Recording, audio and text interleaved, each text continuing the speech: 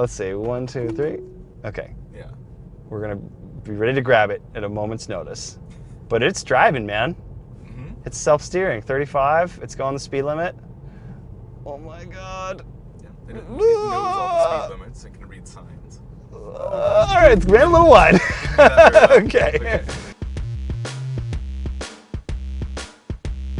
Welcome to beautiful Southern California, and behold, one of the very first Tesla Model 3s in the wild, owned by a civilian, non-Tesla employee, regular car-loving dude, my new friend Mason. Hey. Now, you just took delivery of this car, what, literally 24 hours ago? Not even. Not even, last night. Last night. What was the pickup process like? So we showed up at the delivery center in Marina del Rey, and it's this massive warehouse. They had a Tesla coffee bar. Nice. It was all very, very high-touch kind of place. Cool. I had a person walk me through the whole process and then deliver the car in their warehouse after they finished detailing it. Man, that's awesome. So you've driven it a little. What's been kind of your first big things that came out at you after putting a few miles on it? Well, the first thing visually is there's no cowl, right? So you see everything out in front of you. It's very different from any other car. As far as the drive goes, it's quick, and I have a Model S, so it feels similar to that. Right. But the way that it steers and drives, it's a lot lighter feeling than an S. So that's the biggest difference. So for those of you at home, I know a lot of people have been thinking about build quality and shapes, how tight is it, and so we're starting from the outside. We're going to inspect, and this is the first time I'm looking at it as well, so the lines look good. I mean, I don't really see anything to complain about yet in the face.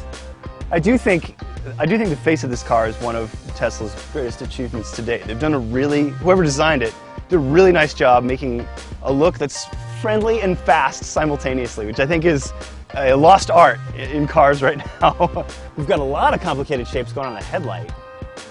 But everything seems pretty tidy. That's of course going to be like a sounding sensor, like a lot of cars have. Part of its comprehensive autopilot suite. We've got more cameras up there. This is actually a really cool way to look at this car that I think has been underappreciated. There's a lot of like shapes going on. It's quite reptilian. I was thinking to myself earlier.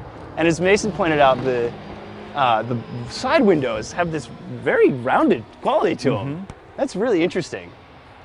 And it's just got these nice little haunches, not too extreme. It's certainly not an aggressive looking car, but it's nice. It's groovy. I like it a lot. And it's a very Model S looking in the back to me. Yeah, the rear deck and everything's very Model S, very Tesla. Looks very, yeah. They've sort of come up with you're right, exactly. They've come up with a look that they like. Well, let's climb in, man. Let's see what it looks like inside. I know people are dying to see this. So the door, it's this nice sort of chrome thing. On the Model S, a lot of them pop out. I think the X is the same. This car is more of a manual action. Push the back, that goes down, and then voila. So we're gonna go ahead and I'm curious. Is it comfy or what? Oh, it's not bad. Oh yeah, it's a pretty upright seat. Yeah. But pretty standard for like the back of a car this size. Now this thing is about the same length as like a Civic 4-door, which you would expect similar. Seating is similar. We've got a little centered folder thing. I'm gonna slide on over, but I'm gonna invite you, dear viewer at home, to come on in and actually see. My favorite thing is straight up, but I don't know if you're gonna be able to see that. Yeah.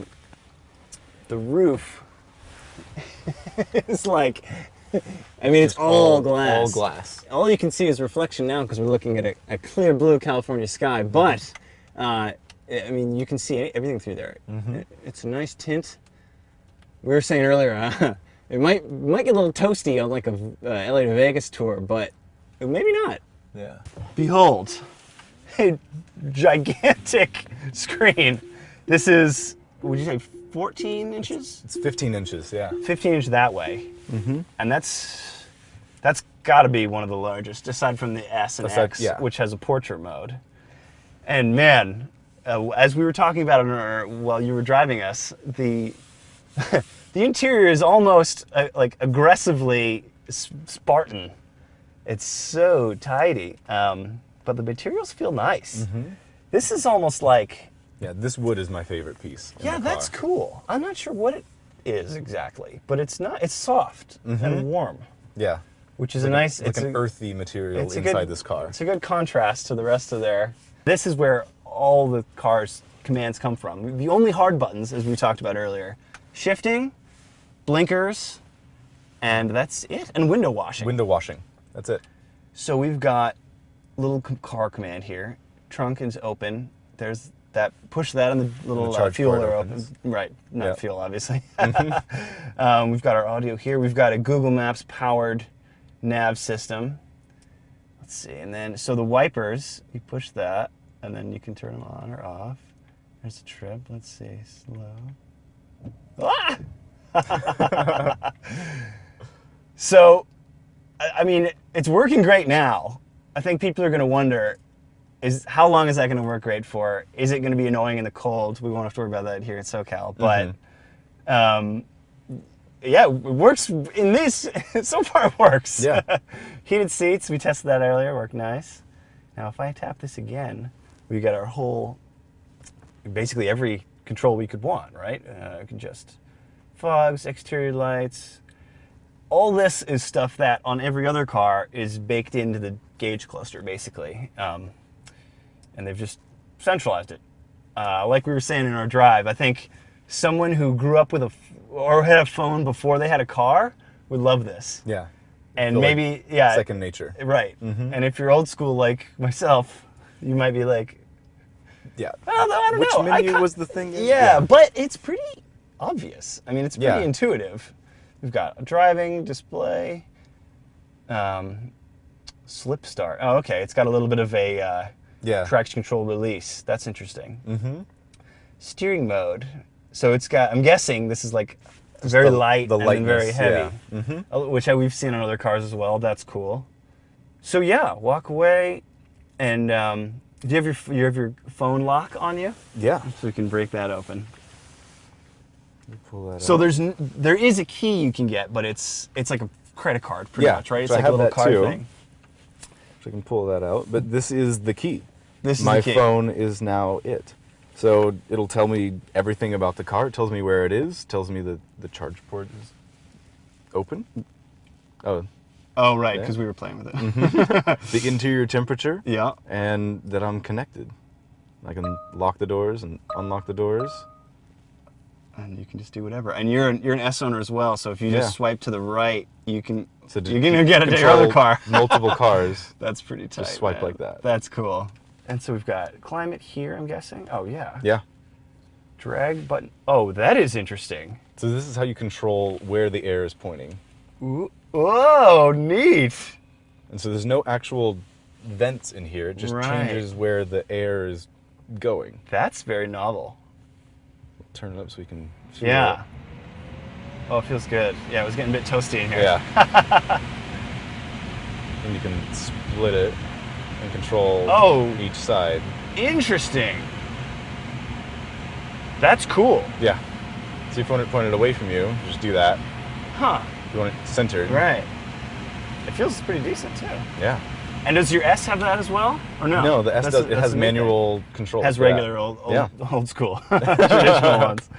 And that's how you open the glove box. And now we were looking for this earlier, so the glove box, I just tapped, and then voila. And here's our manual. Oh, and you got a free keychain. How exciting! Oh, good. Oh, it's just a. Never mind. That's I don't know what that is. Wheel trim removal tool. Ah. There you go. So when you need to change your wheels, don't lose that. What else have we got? Child locks, pretty standard. Lights, I'm guessing, pretty standard. Quick control. Okay, that's what we started up with. Yeah. So the walk-up unlock. Whenever I've got my phone in my pocket, I just walk up to the side of the car, and it will unlock the doors and unwrap the mirrors and prepare itself for driving. And that's the other key. And there's the key. So this is the manual key. Nice. You put it against the door frame on the outside to unlock, and then you set it here to start the car. Should we maybe take a look at the trunk and frunk? Yeah. And then I'm so to open those up, of course it's on the screen. Just open that. And then open. You can pop the charge port too. Oh, why not? Do that. So we'll go ahead and hop out, and of course, to get out, we're going to use a button. And there is like an emergency manual pull as well. Room for one. That's a normal backpack. There's the charger. We've got chargers on a nice little Velcro thing. That's cool. Yeah, we get. This would be like. I mean, this is probably where I'd put my bag. If actually, let's try that. So this fits another backpack very nicely. Yeah, stow that away. Perfect.